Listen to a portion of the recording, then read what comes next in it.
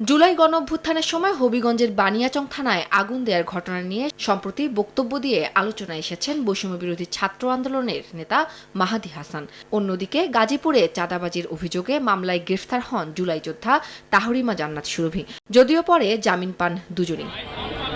তবে ওই দুজনের বিরুদ্ধে ওঠা অভিযোগকে উদ্দেশ্য প্রণোদিত ও হয়রানিমূলক বলে দাবি করে আসছে বৈষম্য বিরোধী ছাত্র আন্দোলন। বুধবার ঢাকা বিশ্ববিদ্যালয়ের মধুর ক্যান্টিনে সংগঠনটির সংবাদ সম্মেলনে হাজির হন মাহাদী ও সুরভি। থানায় আটক থাকার সময় নিজেদের সঙ্গে ঘটে যাওয়া ঘটনার বর্ণনা দেন তারা। একটি অদৃশ্য শক্তির আস্ফালনে আমাকে গ্রেফতার পরবর্তী সময় আমার ভাইয়েরা যেটা আমাকে জানিয়েছেন, আমাদেরকে এই সন্তোষের বিষয়টাকে সামনে এনে সন্তোষের প্রতি মায়া কান্না করে আমাদের যে এত ভাইকে গণহত্যা করা হয়েছে, বানিয়াচংয়ে যে আমার 12 বছরের ছোট্ট শিশু হাসানকে গণহত্যা করা হয়েছে ব্রাশ ফায়ারের মাধ্যমে, এটাকে বৈধতা দেওয়ার চেষ্টা করেছে। আমার যথেষ্ট নির্দোষ হওয়ার প্রমাণ আছে।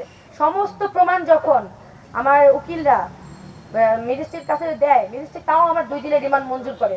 রেইনবো অলরাউন্ডার এক্সটেরিয়র পেইন্ট বাড়ির বাহিরের দেয়ালের সুরক্ষা নিয়ে থাকুন নিশ্চিন্ত, সাথে পাচ্ছেন 10 বছরের ওয়ারেন্টি। মাহাদী ও সুরভির নিঃশর্ত মুক্তিসহ 3 দাবিতে কর্মসূচি দিয়েছে বৈষম্য বিরোধী ছাত্র আন্দোলন। মাহাদী ও সুরভিকে নিঃশর্ত মুক্তি দিতে হবে। জুলাই গণঅভ্যুত্থানে অংশগ্রহণকারী ছাত্র শ্রমিক জনতার 1 জুলাই থেকে 8 আগস্ট পর্যন্ত পরিচালিত সকল কর্মকাণ্ডের জন্য দায় মুক্তি প্রদান করে অবিলম্বে রাষ্ট্রপতির মাধ্যমে অধ্যাদেশ জারি করতে হবে। এ সময় শান্তিপূর্ণ আন্দোলনের মাধ্যমে জনগণের অধিকার আদায়ে রাজপথে থাকার প্রত্যয় জানান বৈষম্য বিরোধী নেতারা। উম্মে হানি, সময় সংবাদ, ঢাকা।